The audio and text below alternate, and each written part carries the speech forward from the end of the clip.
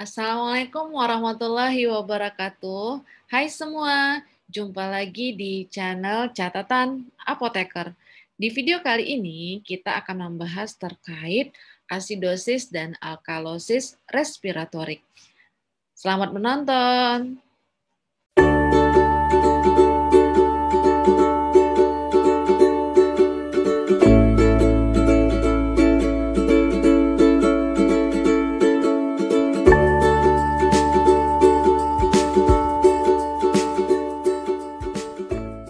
Respiratorik. Adik-adik bisa lihat di sini kalau yang tadi kita bahasnya terkait dengan asam basa metabolik, sekarang asam basa yang berkaitan dengan respiratorik. Apa saja? Yang pertama kita lihat alkalosis respiratorik. Berarti kata kuncinya adalah Anda hanya akan fokus di sini kepada kadar karbon dioksida. Kita nggak bahas lagi HCO3- dan konsentrasi A+, tapi fokusnya adalah di respiratoriknya atau di kadar CO2. Apa yang akan terjadi pada alkalosis respiratorik? Berarti pH-nya besar. pH-nya besar dari 7,4. Apa yang menyebabkan pH-nya besar dari 7,4? Tentunya pasti CO2-nya itu turun, kan? Karena kadar CO2 berbanding terbalik dengan H+. Kalau pH-nya naik, pasti CO2-nya turun. Apa yang menyebabkan CO2 turun? Terjadi akibat hiperventilasi melalui bronkus sehingga mengakibatkan terjadinya hipokapnia. Jadi Anda tahu istilah ini ya, hiperventilasi artinya Anda bernafas lebih cepat. Jadi ventilasi itu adalah proses pernafasan, Anda menghirup oksigen melalui hidung, kemudian juga mengeluarkan karbon dioksida. Itu disebut ventilasi. Jika hiper artinya laju pernafasannya meningkat. Laju pernafasan itu kan 12 sampai 20 ya. Jika ini sampai 23, 24, di mana Anda lebih terlihat seperti seorang sesak nafas, atau seperti Anda setelah berolahraga, maka nafas Anda akan jadi lebih sesak ya. Nah, itu disebut dengan hiperventilasi. Jika hiperventilasi, berarti CO2 yang dikeluarkan juga meningkat. Lebih banyak nih CO2 yang dikeluarkan.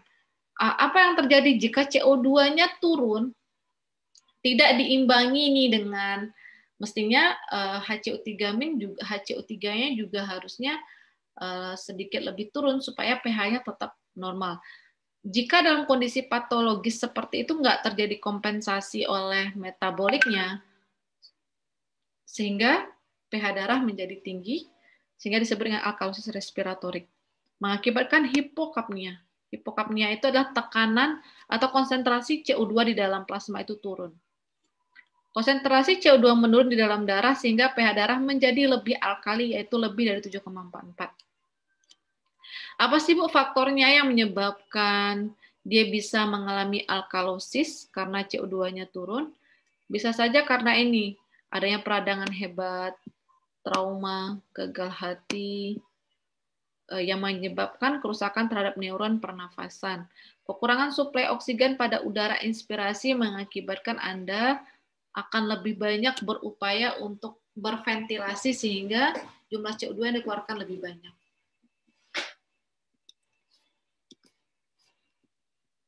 Selanjutnya, apa sih ciri-cirinya manifestasi klinis alkalosis respiratorik ini? Ini sebabnya adalah hiperventilasi. Anda akan mual, muntah, tekanan darah turun, takikardia, hiperventilasi, Anda bernafasnya itu cepat, deep rapid breathing, cepat nafasnya.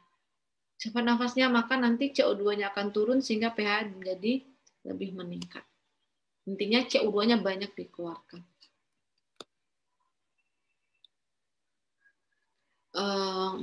Oke. Kemudian asidosis respiratorik versus asidosis metabolik.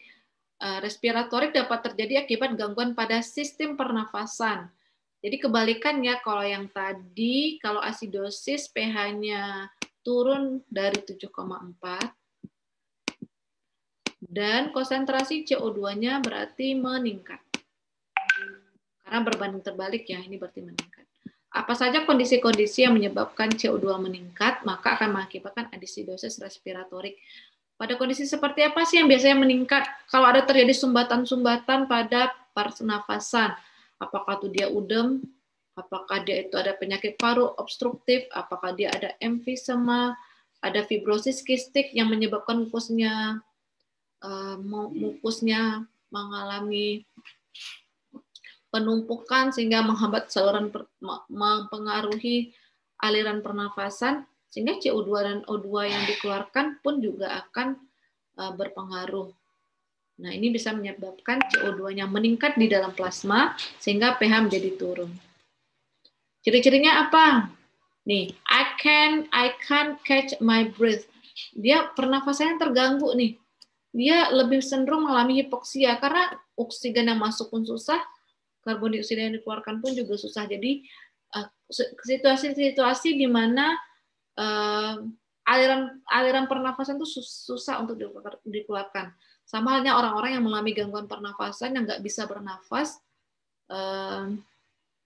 Kalau pasien COVID-19 juga salah satu kendalanya itu kan susah bernafas ya. Nah, ini juga bisa akan memicu terjadinya asidosis respiratorik. Karena O2 yang masuk nggak susah, CO2 yang dikeluarkan juga susah.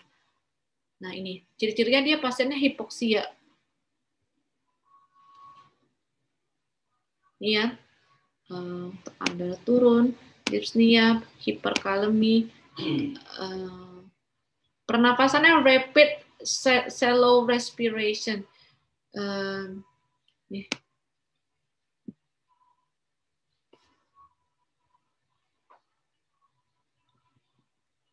Lalu pertanyaan yang paling penting Anda pahami adalah bagaimana sih mekanisme kompensasinya. Mekanisme kompensasi itu artinya bagaimana upaya tubuh untuk menjaga supaya pH darah tetap normal. Jadi ini bukan segala sesuatu yang berkaitan dengan pengobatan ya.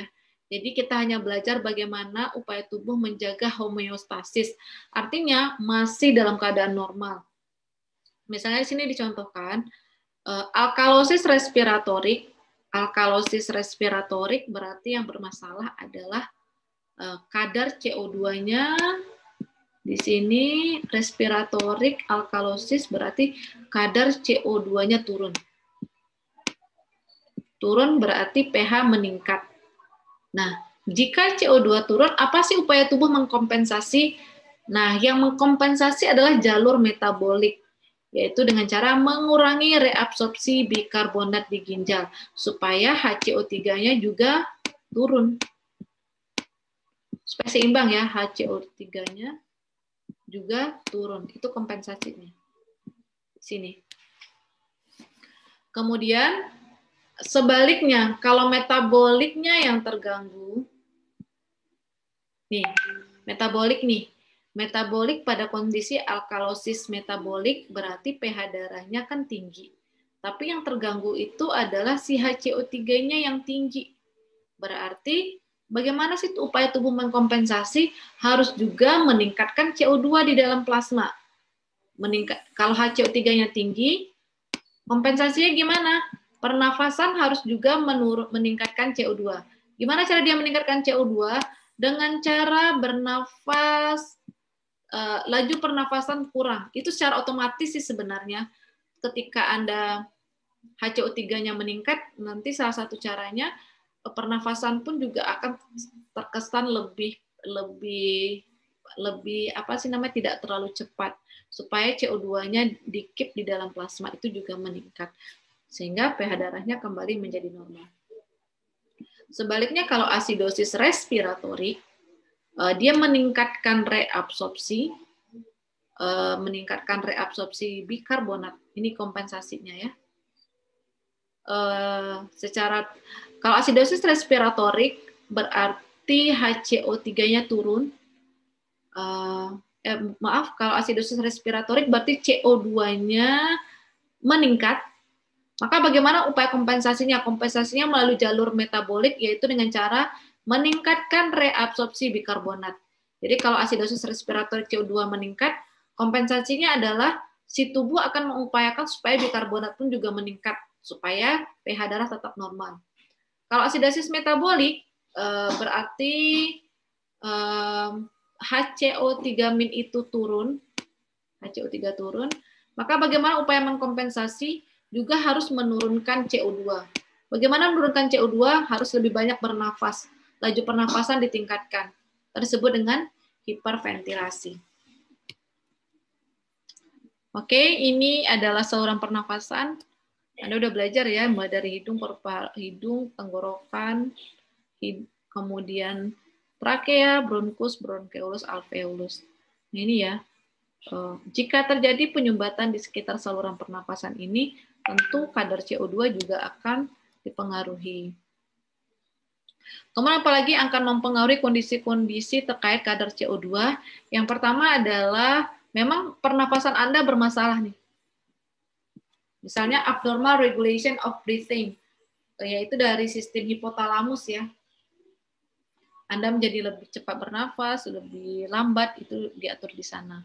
Kemudian ada nih yang terjadi penyumbatan di sini, obstruktif, sehingga ada penyumbatan, tentunya kadar CO2 yang dikeluarkan juga sedikit, lebih banyak di dalam plasma. Atau ada bagian yang rusak nih di sini. Ada sel-selnya yang udah mati, ada sel-selnya yang udah rusak, ada jaringan dari paru-paru yang sudah hilang, maka juga akan mempengaruhi kadar CO2. Jadi pertukaran antara CO2 dan udara menjadi lebih sedikit kan, sehingga CO2 yang dibawa keluar pun melalui ventilasi, melalui hidung juga akan sedikit, mengakibatkan kadar CO2 di dalam plasma juga meningkat. Kemudian apalagi disebabkan oleh difusi.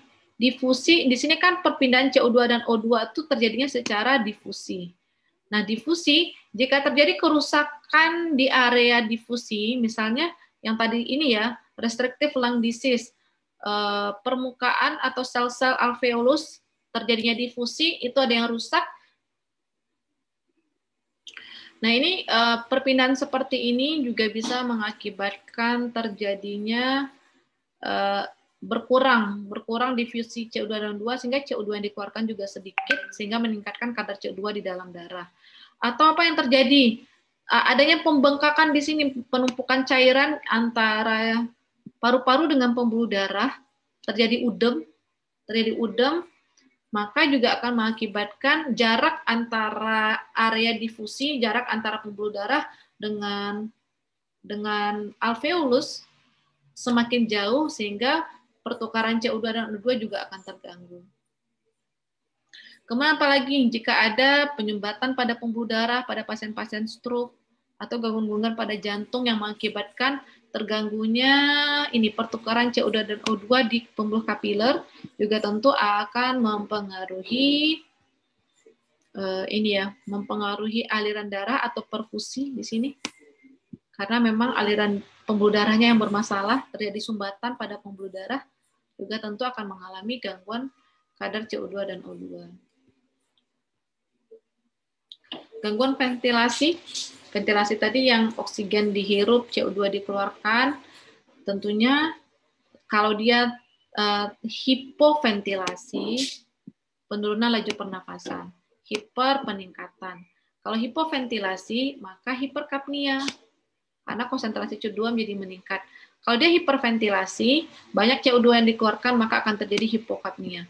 Kalau terjadi hipokapnia, maka pH darah akan meningkat di sini. Meningkat. Kalau di sini hiperkapnia, maka pH darah akan turun. Terjadilah asidosis respiratorik.